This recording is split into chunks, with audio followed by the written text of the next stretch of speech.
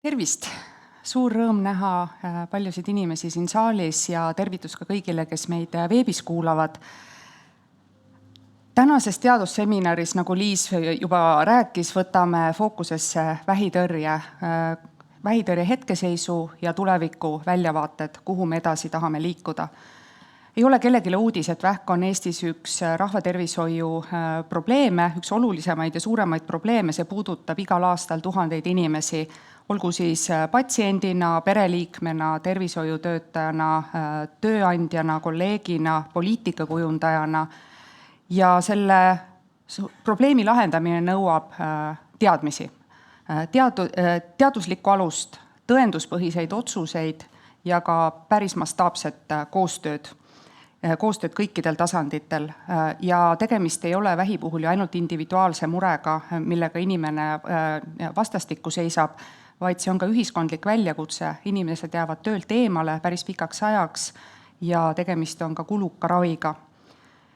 Igal aastal diagnoositakse Eestis vähk umbes 9000 inimesel ja kuigi paljud vähivormid on edukalt ravitavad, tänu just teaduses ja meditsiinis toimunud arengutele, siis peame arvestama ka sellega, mis on iseenesest väga hea ju, et inimesed elavad peale diagnoosi palju kauem ja vajavad seega palju enamat kui lihtsalt vähiravi, vaid ka ravijärgset toetust. Alates 2021.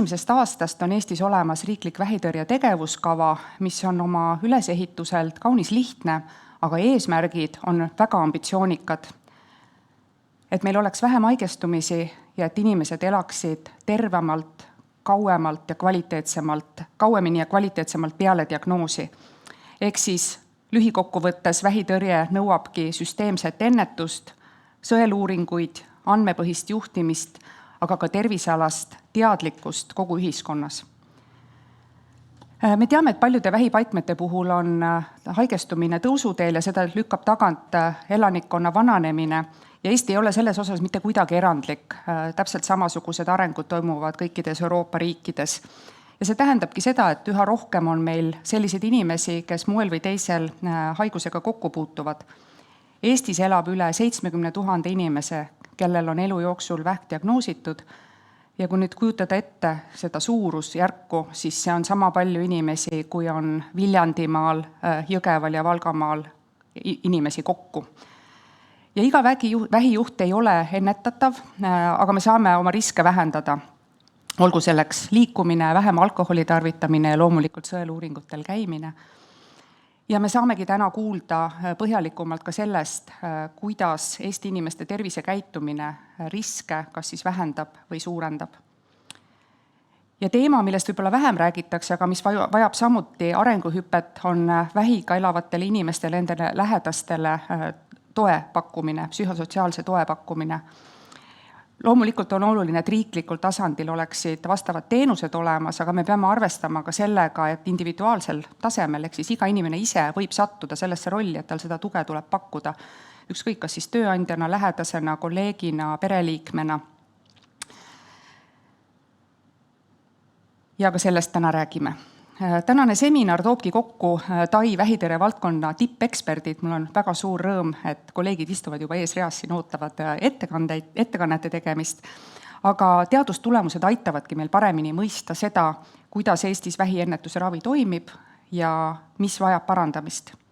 Me räägime vähitõrje tulemuslikkusest, riskiteguritest, sõeluuringutest, ebavõrdsuse mõjust vähiennetusele, ravile, aga ka HPV vaktsineerimisest, sellega seotud hoiakutest, rinna- ja soolevähi haigestumistrendidest ja noorte vähipatsientide elulemusest. Ja need ei ole üldse lihtsalt niisama statistilised ülevaated, vaid kompassid, mis aitavad meil ennetustööd suunata ja raviteenuseid arendada. Tai roll on tagada, et meil kvaliteetsed andmed olemas oleksid ja vähiregistris koos teadustööga nende andmete olemasoluga tagatakse. Niimoodi me saame aru, mis meil vähi haigestumise trendidest toimub, saame aru põhjustest, aga ka takistustest, mis meil eesmärkideni jõudmisel ees seisavad, ehk siis eesmärgid, mis on vähitõrje tegevuskavas kirjas.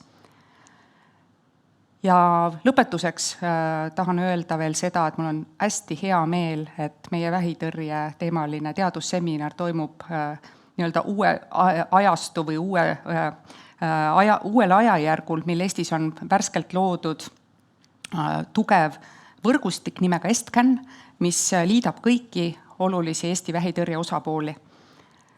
Eesmärkideni saabki jõuda ühise koostöö tulemusel ja mida ma alati rõhutan, ennetus on väga oluline investeering ja see on investeering meie kõigi tulevikku. Suur aitäh, et te siia tulite, aitäh, et te huvitute ja ma soovin kõigile sisukat seminari ja kaasamõtlemist ja kaasarääkimist. Aitäh, sõna tagasi Liisile.